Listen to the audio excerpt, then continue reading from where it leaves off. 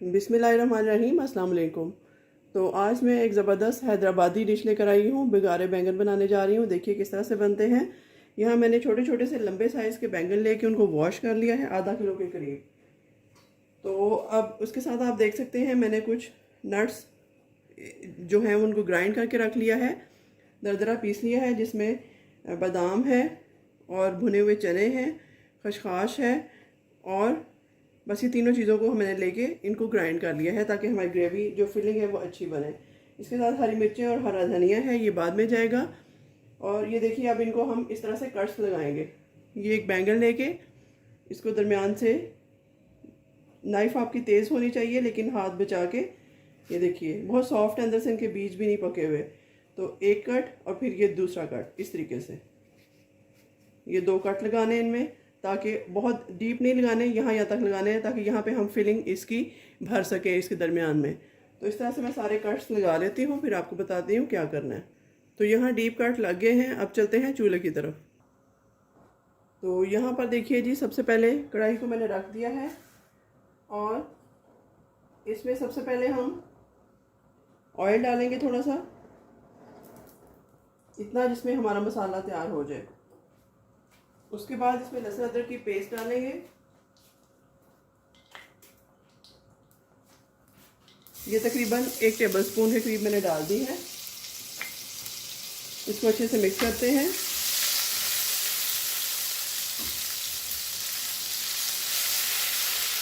इसके साथ ही ये टमाटर और प्याज की ग्रेवी तैयार की है, ये भी ऐड कर दूंगी। अभी हम इतनी ग्रेवी ऐड करेंगे जितनी हम फिलिंग कर सके बैंगन की, ज़्यादा नहीं करेंगे। बाकी का मसाला हम बाद में तैयार करेंगे। अभी ये वो ग्रेवी है जो इसके अंदर हम डालेंगे फिलिंग में। तो इसको अच्छे से 2 से 3 मिनट भून लेती हूँ। तो यहाँ इस स्टेज पे नमक मिर्च ऐड करूँगी, तकरीबन ½ टेबलस्पून या 1 टीस्पून नमक जाएगा इसमें।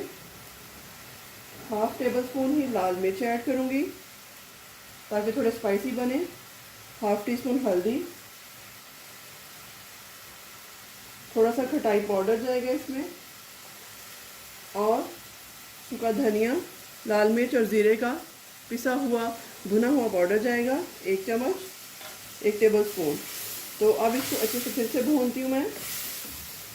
और इसमें जो ख़ास चीज़ डालेंगे हम, वो ये नट्स हैं जो ड्राई मैंने रोस्ट करके इनको पीस के रखा हुआ है। ये तकरीबन जाएंगे इसमें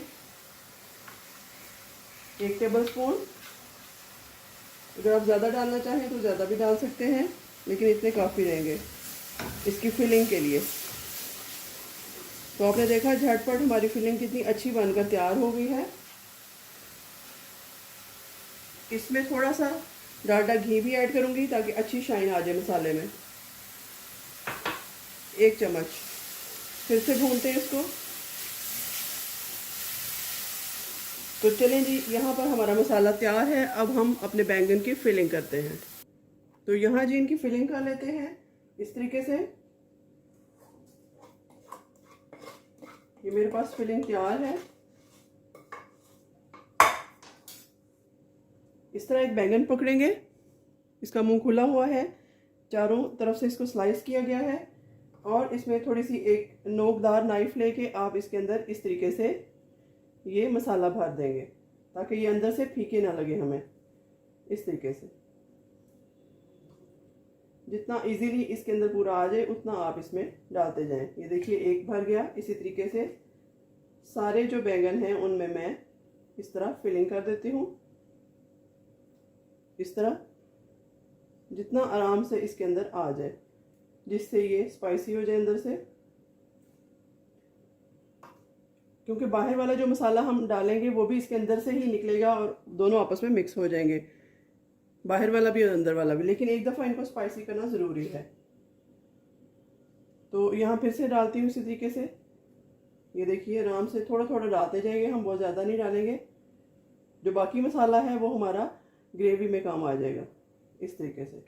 तो चलिए मैं सारे फिल कर लेती हूँ, फिर चलते हैं चूल्हे की तरफ। यहाँ पर ये फिलिंग हो चुकी है। अब चलते हैं चूल्हे की तरफ। तो ये देखिए ये मसाला मेरे पास बच गया था, इसी को हम रीन्यू करते हैं। ये देखिए ये वाला थोड़ा सा लहसुन अदरक और डाल देते हैं इसमें।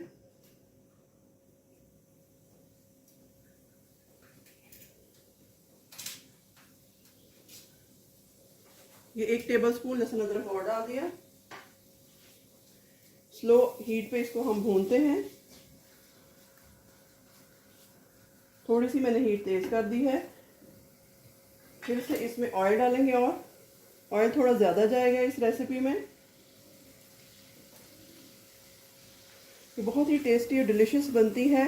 हैदराबाद में ये बहुत फेमस है, पाकिस्तानी भी बहुत शौक से खाते हैं, स्पेशली दोपहर के वक्त। अगर साथ तंदूर की रोटी मिल जाए, लस्सी मिल जाए तो क्या ही बात है।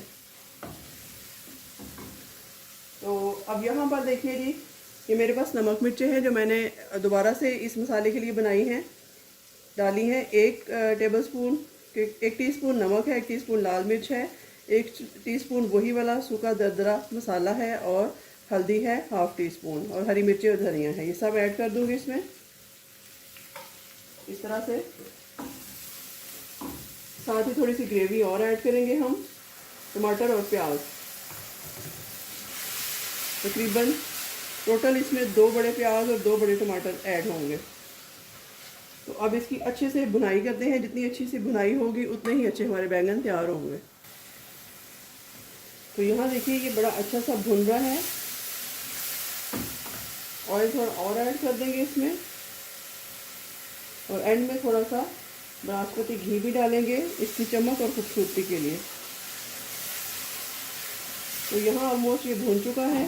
हीट को बिल्कुल दम की तरह करते हैं हम स्लो, और इसमें एक एक करके अपने बैंगन जो हैं वो ऐड करते जाते हैं। इस तरीके से चम्मच निकाल देती हूँ मैं,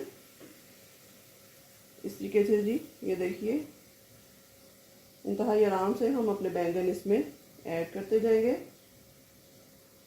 कोई जल्दी नहीं है, बिल्कुल स्लो हीट पे हम इनको कुक करेंगे। ये बहुत जल्दी गलने वाली चीज़ है। ये देखिए इस तरीके से सारे सेट कर लेंगे जहाँ जगह मिलेगी। जैसे हम दम लगाते हैं चावलों को, उसी तरह से हीट रखेंगे इसकी, और ऊपर से हम डाल देंगे थोड़ा सा दही। तो यहाँ पर हमारे बघारे बैंगन बनकर तैयार हैं। मैं आपको डिश आउट करके दिखाती हूँ। ये देखिए माशाल्लाह से कितने ज़बरदस्त किस्म के बनकर तैयार हैं। मसाला भी इनके अंदर तक जा चुका है, और खाने में भी ये बहुत ही डिलीशियस है। तो आप बताइएगा मेरी रेसिपी आपको कैसी लगी। अगर अच्छी लगी तो इसका फीडबैक दीजिएगा। मिलते हैं किसी नई रेसिपी के साथ, तब तक के लिए अल्लाह हाफ़िज़। तो यहाँ पर मैं थोड़ा सा दही डाल दिया है। थोड़ा सा इसको सेट करेंगे, स्टेबल करेंगे, एक दूसरे के अंदर मिक्स हो जाए दही, और बस इसको हम पड़े रहने देंगे। अभी दही अपना पानी छोड़ेगा और उसी में ही ये हमारे बैंगन जो हैं वो बड़े अच्छे से गल कर तैयार हो जाएंगे। इसको हम कवर कर देते हैं। तो यहाँ पर इसको मैंने कवर कर दिया है। बड़े अच्छे तरीके से ये गल जाएंगे। बिल्कुल स्लो हीट पे इसको हम 8 से 10 मिनट छोड़ देंगे।